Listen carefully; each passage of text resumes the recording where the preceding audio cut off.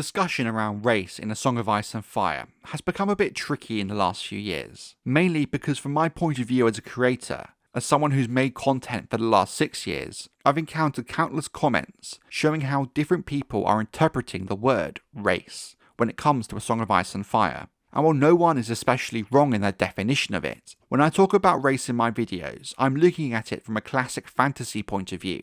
I grew up reading The Lord of the Rings and a lot of Dungeons and Dragons books, such as the Drizzt Do'Urden stories. I played a lot of RPGs like The Elder Scrolls, Baldur's Gate and Neverwinter Nights, and I still play a lot of Dungeons and Dragons today, with this channel almost being a Forgotten Realms history and lore channel when I first thought about creating it.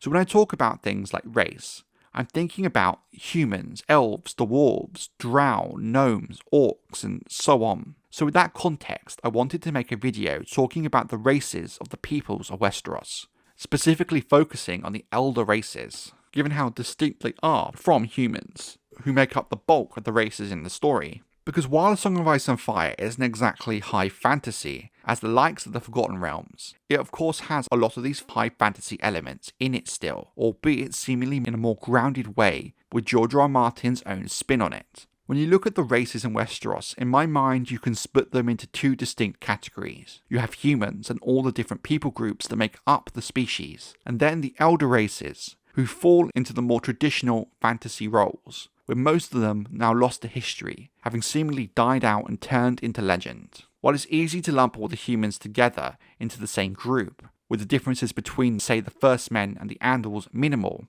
with a lot of what makes them different cultural, there are still some inherent differences between them on a more genetic level. But this is something I will touch upon in a later video, as the focus here is the elder races, because there is still a lot we don't know about them, as by the time in the main book series, and to the wider civilization, they are all assumed to be extinct or even just myths. In text we know for certain of 2 races, a third that I count as an elder race, and a few hints and suggestions at some others that could exist, but as of now are just speculation. Well thought out, with strong evidence, but still speculation nonetheless. They were a people of the Dawn Age, the very first, before kings and kingdoms. In those days, there were no castles or holdfasts, no cities, not so much as a market town to be found between here and the Sea of Dawn. There were no men at all, only the Children of the Forest dwelt within the lands we now call the Seven Kingdoms. Maester Luwin to Bran Stark, A Game of Thrones chapter 66, Bran 7. I think when people first think of the elder races, it is the Children of the Forest that first come to mind. A mysterious, non-human race that originally inhabited the whole of the continent of Westeros during the Dawn Age, long before the arrival of the First Men thousands of years ago. It is believed that the children have not been seen by men for hundreds of years by the start of the main book series. While humanoid, the children are very different from the other races of Westeros in terms of their look. They are much smaller than humans,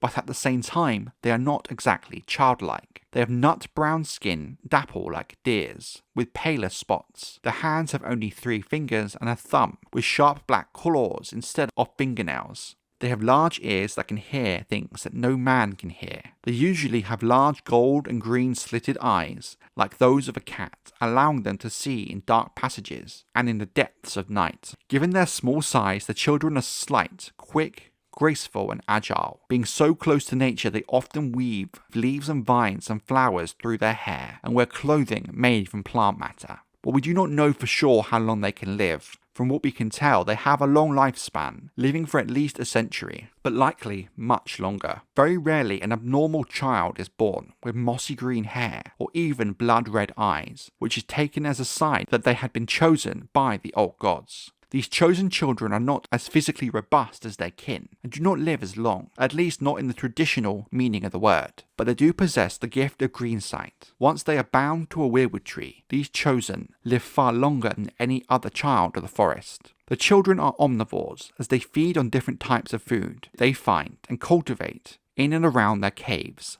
such as fish, meat, mushroom, cheeses, milks, oats, barley corn, dried fruit and onions. The children seem to have lived in small groups rather than large, with each group most likely keeping to themselves. This fits within the fact they do not build cities or use metal or even cloth. They lived directly off the land, mostly using stone and dragon glass implements, with their clothing made up of mostly woven leaves and vines. They would make their homes in secluded places such as caves, crannogs, and hidden tree villages. Like most of the races prior to the ruins of the first men, the children have no written history, and thus they have no need for books or written language whatsoever. They were in truth a people with a deep connection to the land. Both men and women would hunt side by side, using weirwood bows and weapons made from dragonglass, and some were even said to possess powerful magic. These supernatural powers are believed to have included the power over beasts and the ability to walk into animals, as well as create music so graceful it would bring any man to tears if he heard it.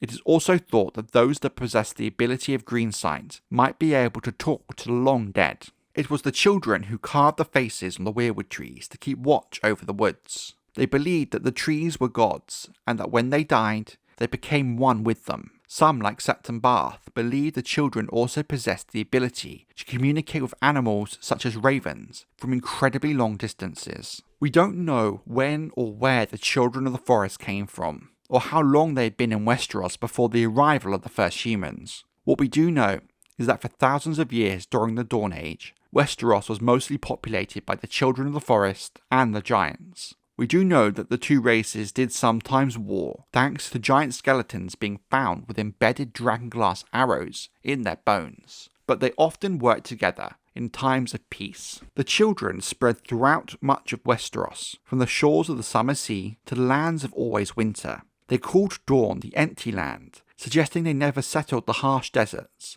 The Maesters also currently doubt they managed to establish themselves on the Iron Islands. Eventually, between 8,000 and 12,000 years ago, the children came into contact with the First Men. Some legends from the Reach claim they were led by the famed Garth Greenhand. They apparently crossed the Arm of Dawn from Essos, with the Arm at this time being a land bridge. The First Men invaders soon built permanent settlements, and brought with them bronze weapons, great leather shields, and the first horses in Westeros, as well as their own gods and religious beliefs. Being a relatively peaceful people, the Children of the Forest welcomed the First Men, but soon came to dislike them as they cut down the trees from the Rainwood and other ancient forests. Fearing that the children were using the weirwoods for spying, the First Men started to burn and cut down any great weirwoods they found as they further moved north, leading to an inevitable war with the children. It is thought the two races battled in a desperate war for thousands of years, until the First Men with their bronze weapons gained the upper hand. In an attempt to end the invasion,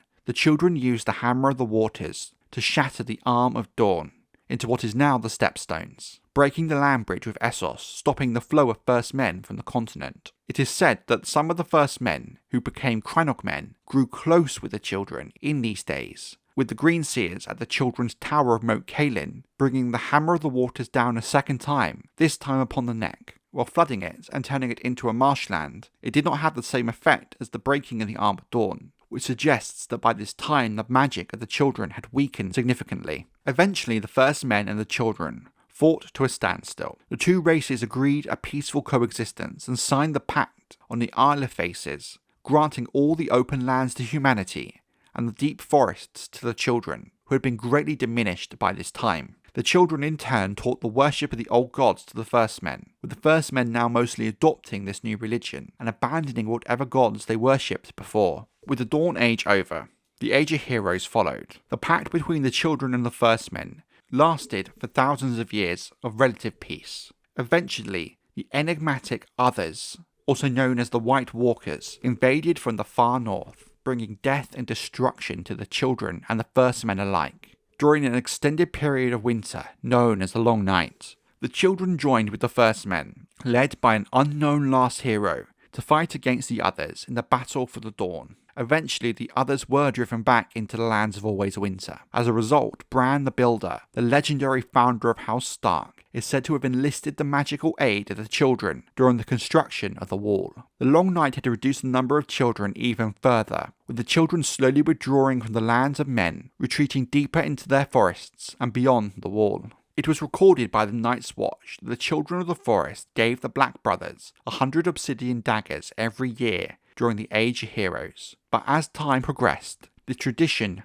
faded, and the children disappeared. This is where the tales of the children mostly start to become legend. Children and their Greenseers supposedly supported the Warg King at Sea Dragon Point, but they were defeated by the Stark Kings of Winterfell. The Winged Knight is said to have wed one of the children, but she died during childbirth. Some other legends claim that the children helped Durin build Storm's End. Some maesters of the Citadel also claim to have lived among the children. How much of these tales are true, we cannot say. The final blow for the children would be the coming of the Andals. Once again they would war with humans as the Andals began to migrate from across the Narrow Sea. They were zealous followers of the Faith of the Seven, and armed even better than the First Men, with steel and iron weapons. The Andals would resume where the First Men had left off, after the Pact, and began to cut down and burn any weirwood tree they found. The children are said to have sent wolves against the Andals at the Whitewood. The Storm King, Durin the 21st, Durrandon, formed the Weirwood Alliance with the remaining children in the Stormlands against these new invaders. It is presumed they lost.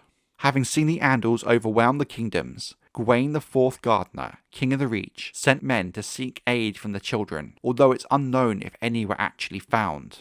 A hill known to the first men as High Heart was once sacred to the Children of the Forest. There, the Andal King, Eric the Kinslayer, cut down the children's grove of 31 weirwoods. High Heart is said now to be haunted by the ghosts of the children who died there, with the magic of the children still lingering on. Most maesters believe the children had already abandoned the Riverlands before the arrival of the Andals. We will never know the truth of the matter. In the end, the First Men cannot hold back the Andals, with their growing numbers and better technology. Because of the Andals' invasion and their conquest of the First Men, the old gods were largely supplanted south of the Neck by the Faith of the Seven, except in a few select locations. Moat Cailin was able to hold back the Andals from the north, however, so some children fled there, and beyond the wall. Since then, relations between the children and the humans have grown distant over time, until they have now ceased altogether. Many largely believe the children have been gone hundreds or maybe thousands of years, but the free folk believe they still live beyond the wall. Some scholars have suggested the children may have survived at the Isle of Faces, or in the bogs of the Neck, or some other isolated locations, which is not out of the realm of possibility.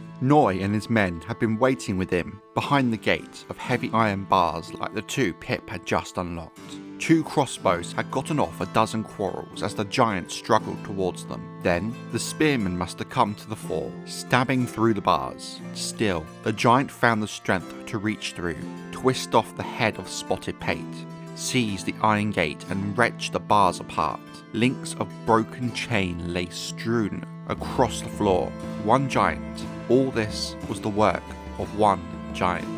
The Thoughts of Jon Snow, The Storm of Swords, Chapter 64, Jon 8. Next to the Children of the Forest. The Giants are perhaps the most well-known of the elder races of Westeros. Giants are a race of sentient humanoids that once lived in various regions across the known world, but now primarily live only in northern Westeros beyond the Wall. Even then, most assume they are extinct or never existed at all. While there are some outlier cases, giants typically range between 10 and 14 feet tall and are capable of immense feats of strength, being able to break bars of iron gates with their hands alone. They are typically covered by a long, shaggy pelt, or perhaps a fur that is thicker below their waists. Much like humans, the fur of the elder giants can have grey streaks. Their heads sit slightly pushed forward, with their faces squashed inward, with large, square teeth and tiny eyes hidden in the folds of flesh. Thus their eyesight is said to be very poor, with them relying on their sense of smell and hearing greatly. Giants have sloped chests, and their lower torso is about half again as wide as their upper torso. Their arms hang lower than a man's, while their legs shorter than their arms, ending in splayed and horned feet that need no shoes, even in the coldest of weather. Much of what we know of the giants comes from the tales and legends of the North, often passed from generation to generation of Northmen. According to these tales, children of the North who escape the evil giants will often find themselves falling victim to the others. It is also a common belief that giants eat human flesh and mix their blood into porridge. In truth, while the few remaining giants are hostile to men, they are a shy folk, little to no technology, preferring to keep themselves to themselves. They wield huge wooden clubs that are often no more than logs. though some do tie boulders to the end, making crude mauls or huge stone axes. Giants ride mammoths as their steeds and are protective of the animals, as even mammoths have started to dwindle in number. They speak the old tongue of the first men, and they refer to the children of the forest as little squirrel people. Giants typically do not have kings, but Magnar Thunderweg is considered their greatest living warrior, and the closest thing to a king. Giants in the north bury their dead, and some believe a king of giants is buried at the Great Barrow at the centre of Barrowton in the north, instead of the rumoured first king of the first men.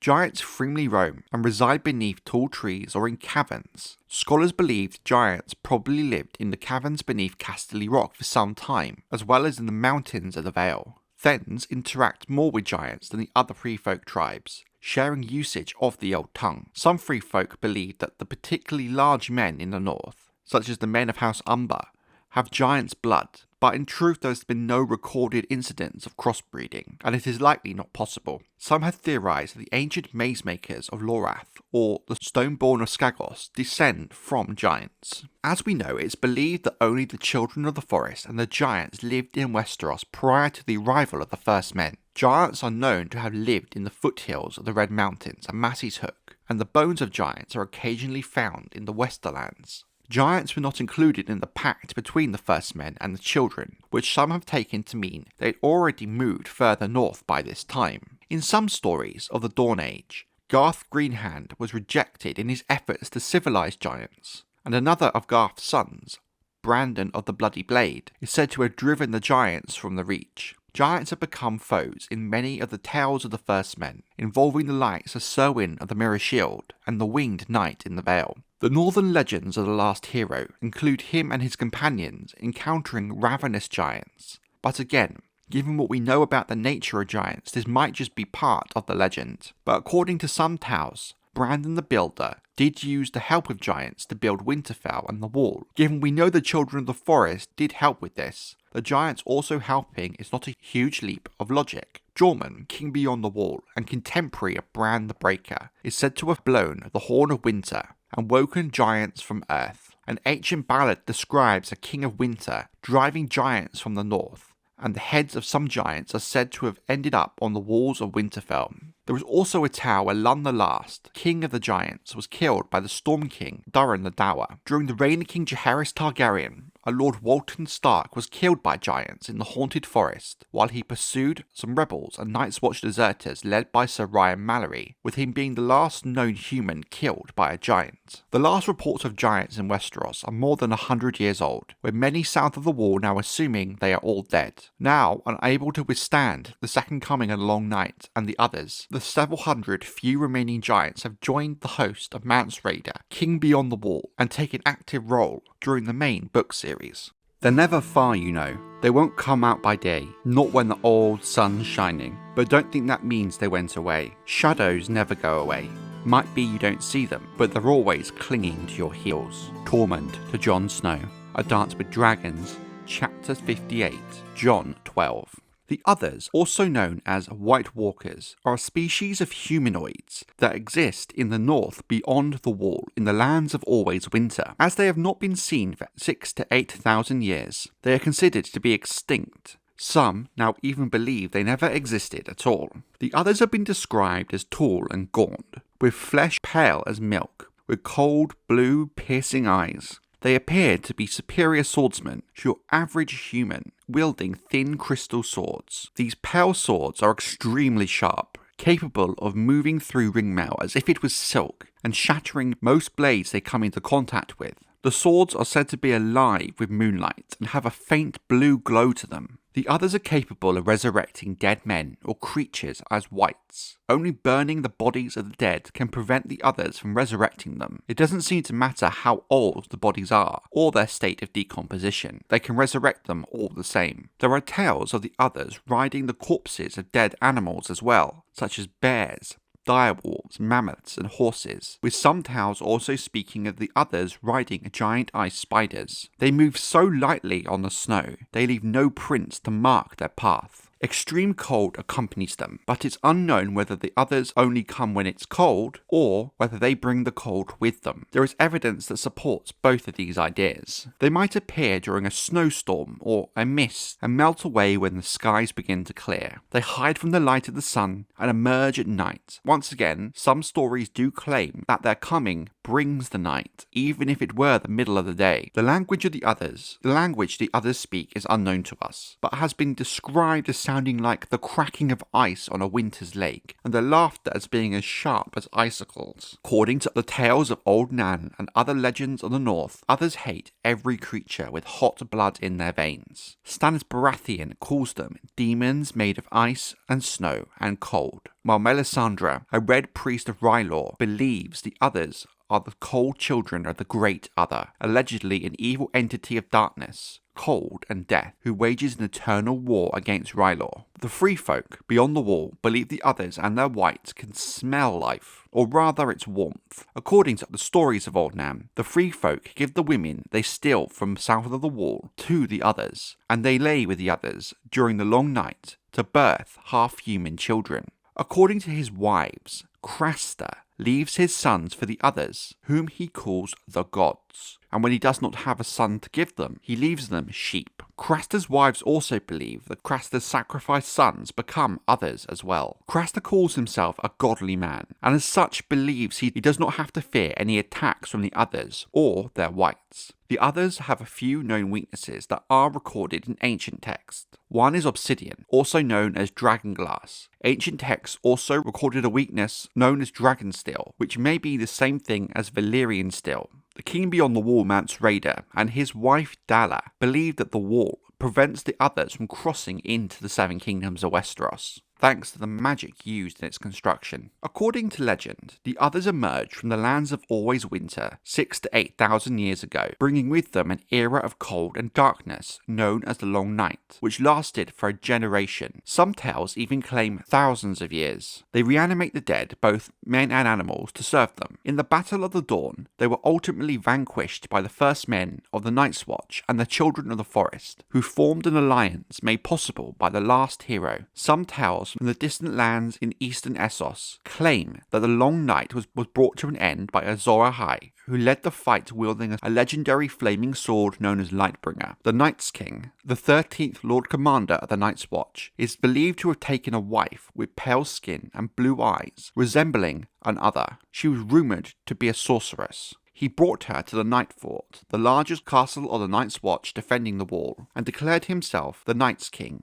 and her his queen. He bent his sworn brothers in the Night's Watch to his will to serve him. After ruling for 13 years, he was ultimately overthrown by Brandon the Breaker, King of Winter, and Jormund, King Beyond the Wall. It was later revealed that he had been making sacrifices to the others, in a similar vein to Craster. A book titled In the Lies of the Ancients, Archmaester Formas theorizes that the others were originally a tribe of first men who had dwelled in the far north. He suggests the hardship of the Long Night forced these people, the ancestors of modern wildlings, to migrate further south. Over time, stories about them grew increasingly exaggerated, portraying them as monstrous beings, largely to enhance the heroism of the Night's Watch and the Starks of Winterfell. However, Lies of the Ancients is now largely dismissed by most of the Citadel, as it contains several inaccuracies regarding Valyria, the Reach, and the Westerlands, leaving the whole book in question. The wall was built to protect the people of Westeros from the threat of the North, specifically the Others. However, the Others have not been seen since the Long Night ended, and are now regarded as nothing more than fairy tales to frighten little children. Some people believe they never existed at all. Now I want to take a few moments to talk about some of the other lesser known possible Elder races. The reason I say possible is because frankly we don't really know enough lore about them yet to say for sure. Some might not even exist